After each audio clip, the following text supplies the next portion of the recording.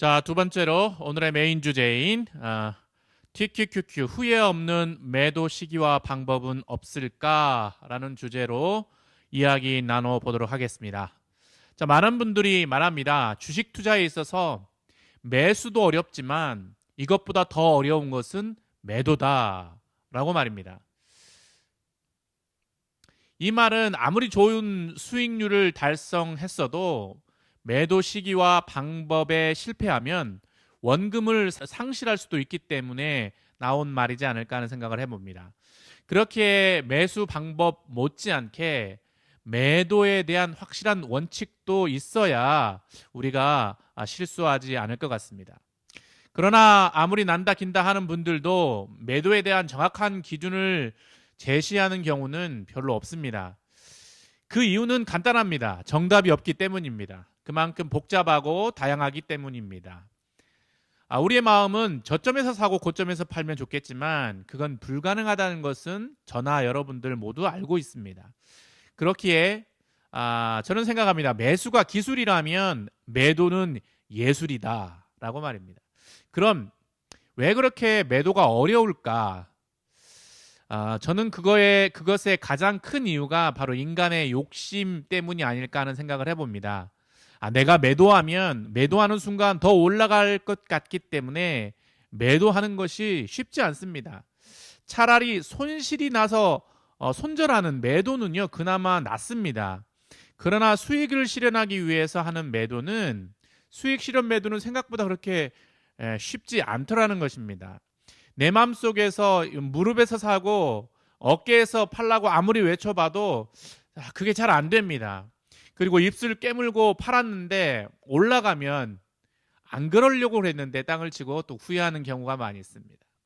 자, 그럼 TQQQ 투자를 하면서 어떤 매도 시기와 방법들이 있을까 몇 가지 한번 생각해 봤습니다. 첫 번째는요, 일정한 목표를 설정하고 목표한 수익에 도달했을 때 전액 매도하는 방법입니다. 예를 들어서 내가 투자한 자금이 1억인데 나의 목표는 나의 수익률은 100%다 해서 2억이 되면 모두 팔겠다 하는 계획을 가지고 있으면 2억이 되면 모두 그냥 100%다 파는 거예요. 그런데 이 방법도요, 굉장한 멘탈이 필요합니다. 즉, 내가 매도한 후에 주가가 다시 오르더라도 나는 그 목표를 달성했으니까 억울할 것이 하나도 없다, 이렇게 생각을 해야 합니다. 그러나 사람 마음이 그렇지 않습니다. 매도를 했는데 그 다음날 계속 오르면 못 견뎌합니다. 떨어지겠지 생각을 해서 더 떨어지면 다시 들어가야지 이렇게 생각을 하다가 계속 올라갑니다. 그러다가 결국 못 참고 고점에서 내가 팔았던 2억을 다시 매수합니다. 그래서 물리게 되는 거죠. 목표 액수에 도달했을 때 매도하고 만족할 수 있는 사람이라면, 그리고 다시 30에서 40% 하락할 때까지 기다릴 수 있는 사람이라면 이 방법 아주 좋은 방법일 수 있습니다. 두 번째 방법은요, 수익률에 따라서 매도하는 방법입니다. 예를 들어서 50% 수익을 보면 5%를 매도하고 100% 수익이 나면 주식의 10%를 매도하는 나름대로 기준을 세워서 수익률에 따라서 매도량을 세우는 거죠. 그래서 수익을 실현하고 또 계속적으로 장기 투자를 해 나가는 겁니다. 여러분, 수익은 언제나 옳다라는 말처럼 수익이 날 때마다 일정 비율에 맞게 매도해 수익을 실현하는 것은 굉장히 좋은 방법입니다. 그리고 주식이 다시 떨어지면 매도했던 그 자금을 이용해서 재매수를 함으로써 수량을 늘릴 수도 있습니다. 그리고 세 번째 방법은요, 지표를 이용해서 수시로 매도하는 방법입니다. 차트를 보고 각종 수치를 대입합니다. 분석합니다. 추세선을 보고요, RSI, 맥드, 공포지수, 거래량, 이동평균선, 파동 등 여러 가지를 분석합니다. 그렇게 최대한 대입해서 최고의 매도 시점과 매도량을 결정합니다. 그러나 이 방법은요, 정말 예술에 가깝습니다. 주식에 대한 아무런 경험이 없고 공부를 하지 않았다면 전혀 할 수 없는 매도법입니다.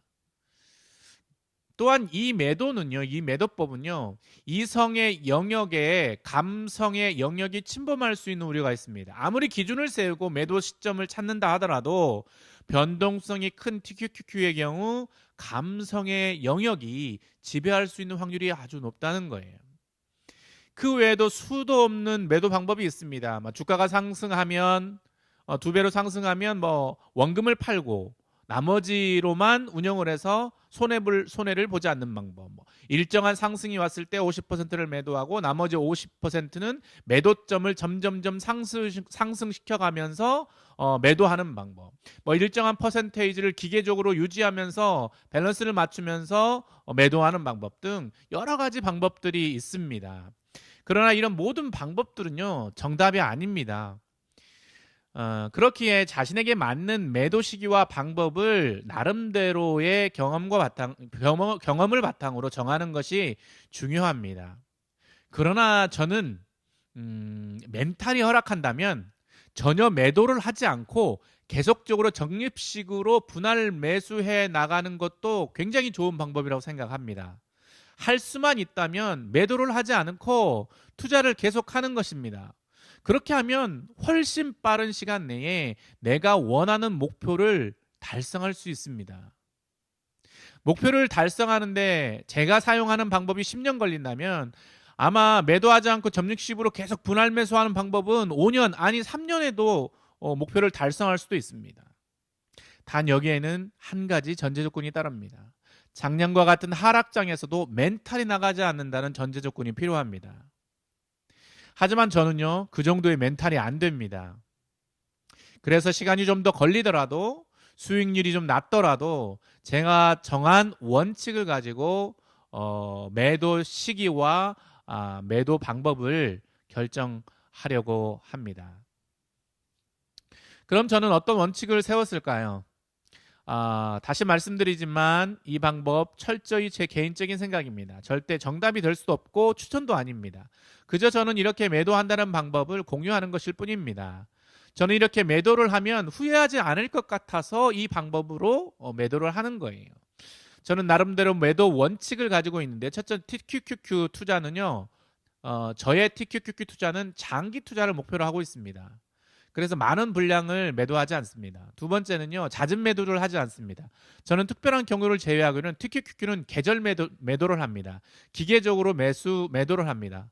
4월, 7월, 10월, 1월, 즉 봄, 여름, 가을, 겨울 매수한다는 거예요.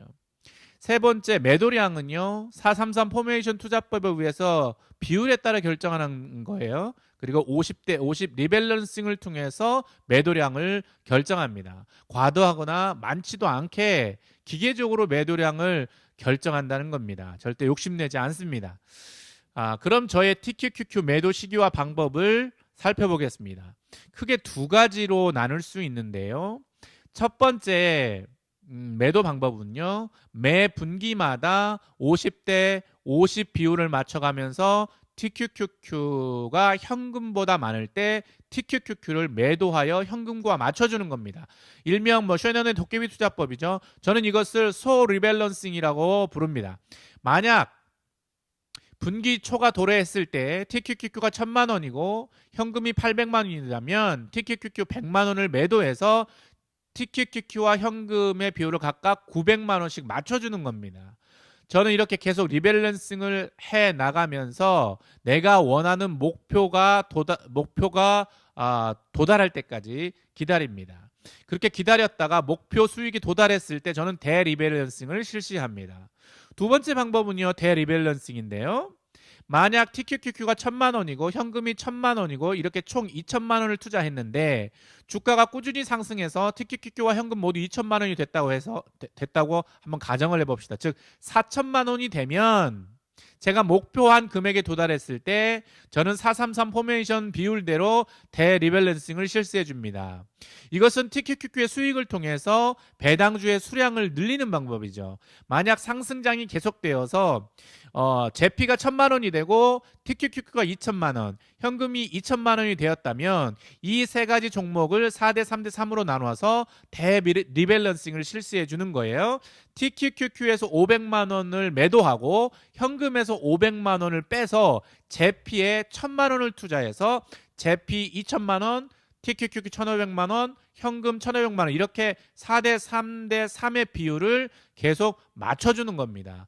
이렇게 대리밸런싱을 하게 되면 이 리밸런싱이 끝나게 되면 저는 다시 이 투자를 리셋해서 처음부터 시작합니다. 이렇게 계속적으로 장기 투자를 이어갑니다. 그러다가 은퇴가 다가오면 대리밸런싱 비율을 6대 2로 맞춰줌으로써 TQQQ 위험성을 좀 더 줄여가려고 합니다.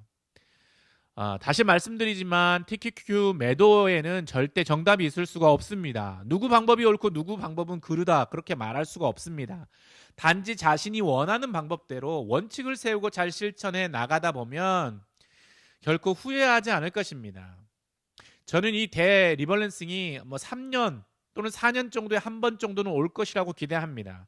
그렇게 꾸준히 평소에 노동소득으로 제피를 매수해 가고 또 TQQQ 소득으로 제피를 매수해 간다면 결국 제피의 수량을 많이 늘릴 수 있을 것입니다. 결국 우리는 이 배당주를 통해서 결국 우리가 원하는 것들을 이루어 갈 수 있을 것입니다. 자, 오늘은 이렇게 후회 없이 TQQQ를 매도한 시기와 방법에 대해서 제 나름대로 생각을 나눠봤습니다. 자, 오늘은 여기까지입니다. 오늘 내용이 조금이라도 도움이 되셨다면 구독과 좋아요, 알림 설정 부탁드리겠습니다. 감사합니다.